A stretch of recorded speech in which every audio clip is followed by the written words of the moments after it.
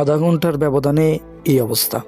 আধা ঘন্টা আগে ফিডটা চেঞ্জ করা হয়েছে। এই ফিড চেঞ্জ করার কারণে বাচ্চার মাথা ঝুলে যেতেছিল এবং ঠ্যাঙে কোনো শক্তি আসতেছিল না, ঠ্যাং ঠান্ডা হয়ে যেতেছিল।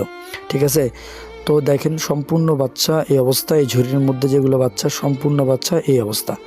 হ্যাঁ, হুট করেই খাবার আপনারা চেঞ্জ করবেন না। আপনারা যদি হুট করে খাবার চেঞ্জ করেন তাহলে এরকম সমস্যার সম্মুখীন হতে পারেন। কারণ যদি এদেরকে খাওয়ানো থাকে নারিশের ফিড, আপনি যদি তাদেরকে যদি অন্য হাই কোয়ালিটির যদি ফিড দেন, ঠিক আছে, সেক্ষেত্রে এরা এই প্রক্রিয়াটা নিতে পারবে না, এদের শরীরে অ্যাডজাস্ট হবে না।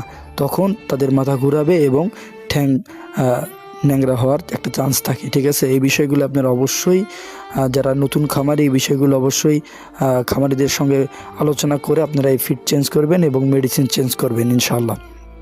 বিষয়টা অবশ্যই গুরুত্বপূর্ণ।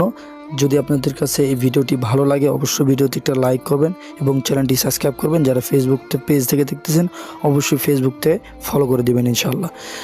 দেখেন বাচ্চাদের অবস্থা কীরকম। এখন আপনারা অবশ্যই ফিড যদি চেঞ্জ করেন তাহলে অবশ্যই যে খামারের কাছ থেকে পাখি নেবেন তার সঙ্গে পরামর্শ করে আপনারা ফিডটা চেঞ্জ করবেন।